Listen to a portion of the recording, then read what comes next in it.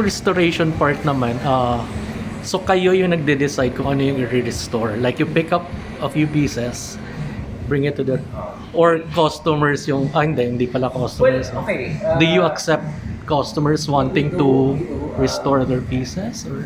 I don't really announce our restoration business part as heavily because we're not really, I don't, You're when not a you advertise that we restore, naturally I get around 20 inquiries on certain antique pieces that I always have to say no to. Diba? Yeah.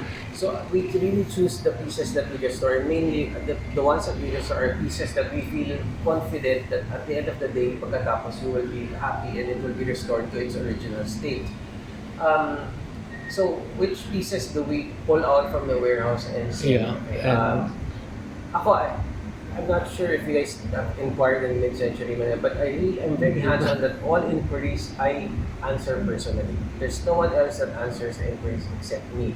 And that's why I have an entire team to help me out when it comes to deliveries, kasi I can't do that part na on the front end. So when someone inquires, rest assured that the person replying is actually ako yan. And I don't, in as much as siguro it shouldn't last at least 3 to 5 minutes, I should respond.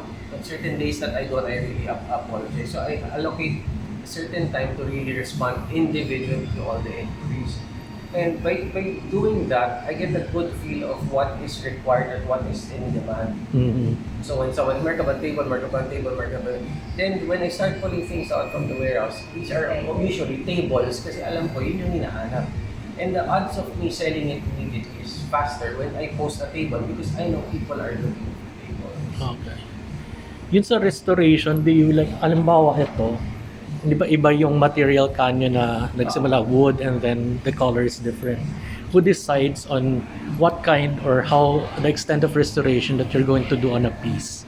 Okay, so before we tap on anything or to work on anything, we really assess if it's something that we feel like we will be good at. In Finland, we say no to the project. No?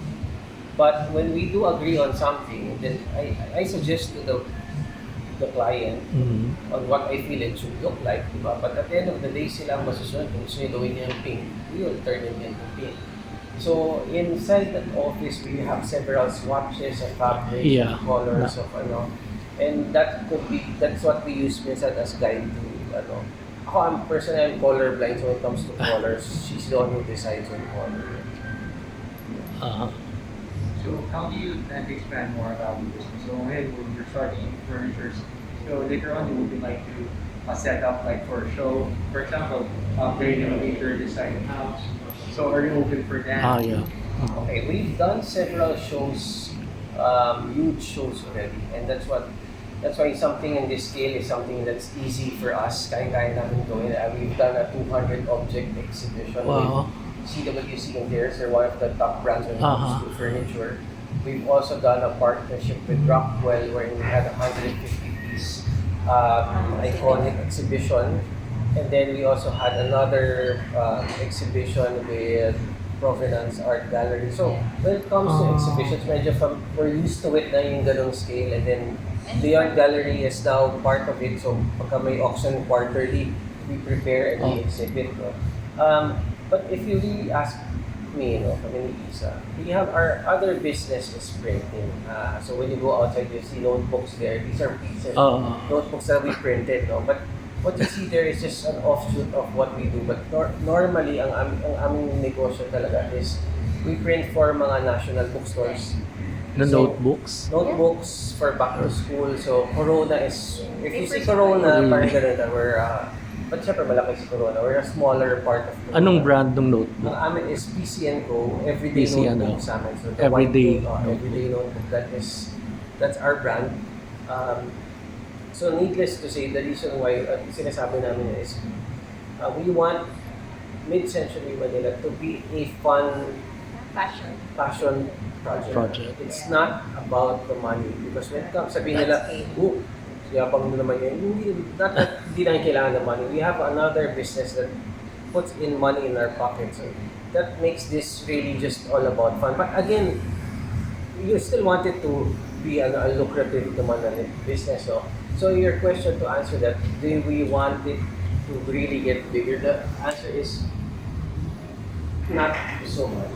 We want to keep this as real as possible. We want For as long as it's fun and Fun. it's something that we enjoy doing, we will take it a step at a time. Whatever collaboration or growth this leads us to, we will take it, pero yun nga, parang in very parang pacing lang lang siya. Ay, nakalimutan ko. sorry.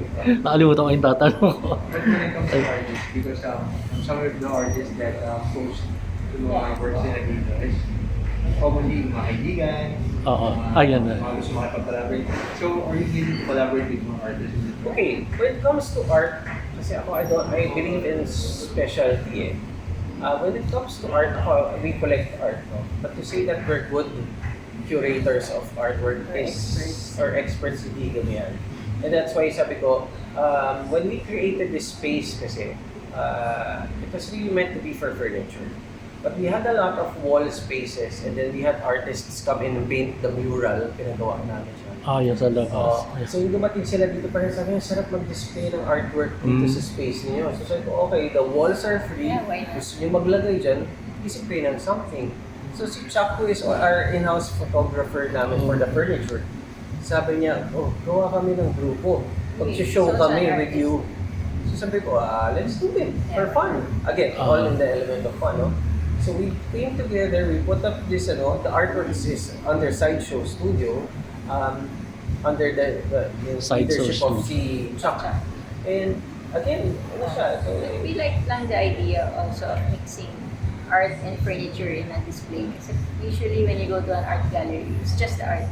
Part lang. Or you go to a furniture showroom, it's just Just the furniture. Pero in a home, you mix the two. You use art and you use furniture and you put them together. So, parang this was a good opportunity to maybe mix and match and display a nice vignette with art and then furniture. So, it gives our collectors then parang a better picture of what they can do and how they can use the pieces.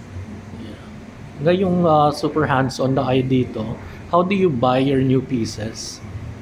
Or kasi parang you go abroad now and then you pick well, okay, so first, one of a kind stuff, and now that everything's here and you have lots of I'll things. guide you through the journey. So we started off, we bought stuff for our house.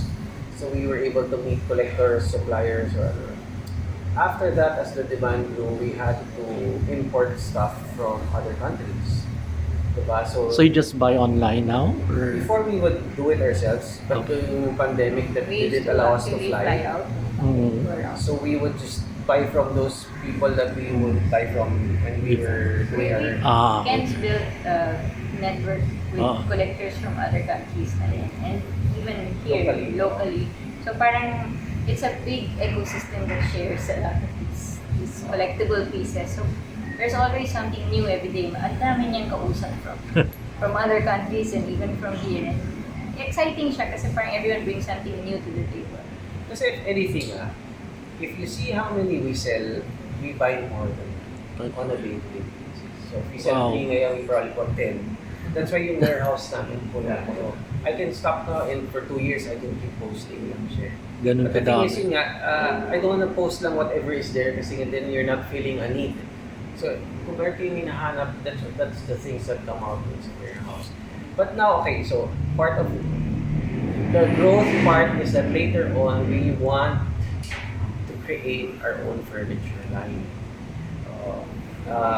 And then, so we're coming up with a design studio team that we want to create one-off pieces, which is more like a functional art piece. In the same manner as Virgil Abloh, as the Tom Sachs. Siguro we'll make like 3 chairs lang in and then yun. Yeah, that's the number, 250 units. Pero nagagamit siya sa... Not sure na